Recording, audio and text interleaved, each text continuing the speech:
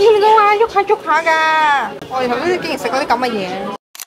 11月嘅時候 plan 咗個 trip， 不過最後有啲意外，臨時臨急就改咗目的地嚟到寧波。雖然都唔知道有啲咩特別啊，一路行一路諗啦。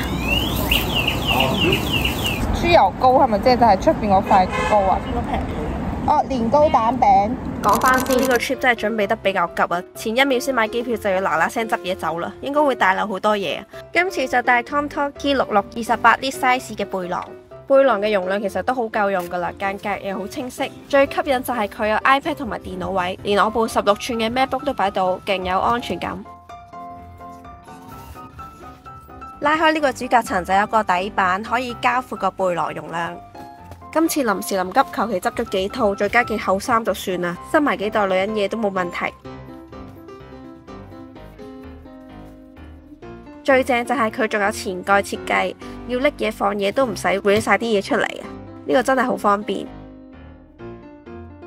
背囊左右邊都有個袋可以擺遮同埋水，最頂同埋面層都有暗格，可以擺啲隨身物品。之前住 hostel 嘅時候就係見㗎妹一個背囊兜嚟走，就算我帶咗咁多嘢孭上身都冇覺得好累贅。哇！執完即刻嗱嗱聲出發啊！然後我要即刻 book 酒店同埋睇車，拜拜。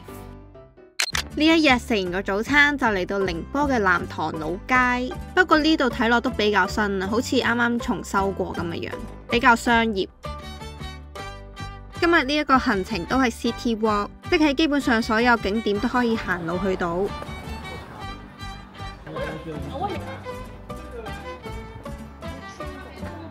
呢個好似會撞喎呢邊。嚟到鼓樓，佢係寧波市僅存嘅古城樓遺址，裏面已經變成一條步行街啦。呢間辣哭餅超多人排隊啊，唔知佢係咩嚟嘅，不過佢可以揀豆腐、豆角同埋肉嘅組合，睇住啲姐姐包真係覺得超滿料，同埋我聞落懷疑佢個豆腐係臭豆腐嚟嘅。整體嚟講都幾好食嘅，不過都係覺得要有肉先會更好食。同一時間我哋就試埋寧波都幾出名嘅海鮮麵，有啲驚喜啊！佢麵條粗身之餘呢，佢啲海鮮仲特別炒過㗎。City Walk 嘅行程都係行下睇下食下，然後我就揾到呢間幾靚嘅 cafe take a break 啦。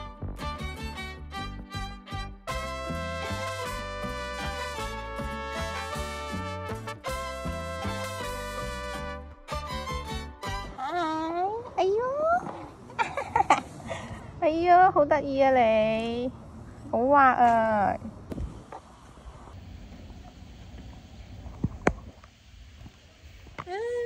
本身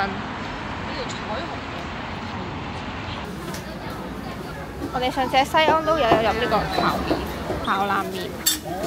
咩飯做㗎？行到夜晚，我哋就嚟到天一廣場食晚餐，好得意啊！呢間餐廳呢 display 晒所有餸，即係你可以睇餸落單，都幾好。呢個模式幾得意。係啊。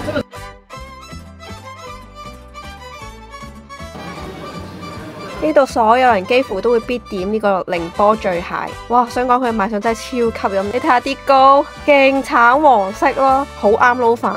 冇記錯呢個皮蛋只係20幾蚊嘅啫，超大粒，好 surprise 喎！呢個蟹粉豆腐，佢一鍋超大份，攞嚟撈飯啦，或者當羹食都好正。30幾歲快樂！嚟到 City Walk 嘅最後一站老外灘，顧名思義呢個外灘嘅歷史係早過上海，然後佢側邊都係有啲歐式嘅老建築咁樣咯，但係好多都變成一啲酒吧餐廳，但係感覺上人氣又唔算特別旺咯。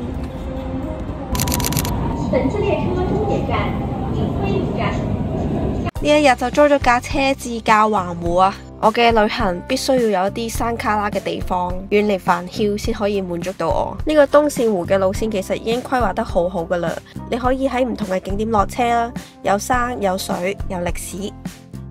喺一個咁好嘅地段，當然都有好靚嘅咖啡啦。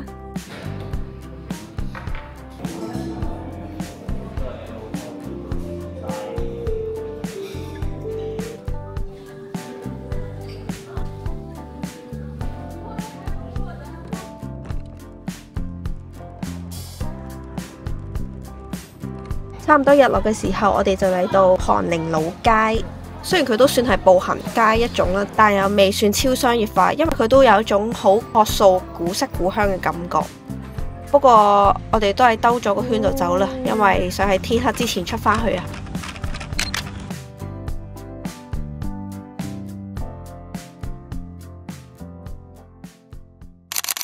老人家嘅行程就係要行公園啊，我就係嗰個老人家，同埋附近有個寧波博物館啊，仲發現呢度有個昆蟲博物館添，咁就順便嚟行下啦。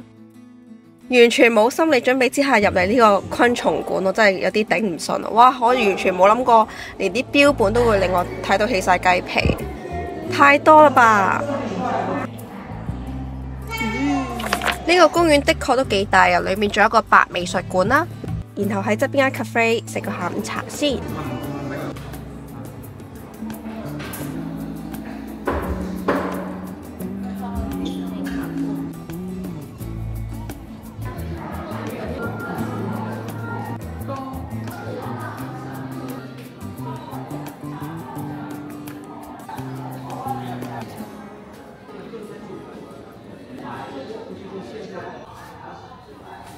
行咗成日就嚟呢間阿拉明道啊！好彩早咗嚟排隊，如果唔係應該等唔到。呢度都係睇餸落單，臨尾日都要食個醉蟹，仲有呢個醉蝦都幾好食。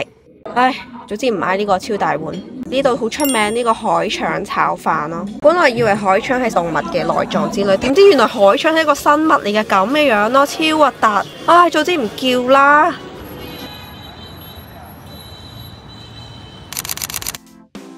今次呢個超級即興又講嘅快閃之旅就完啦。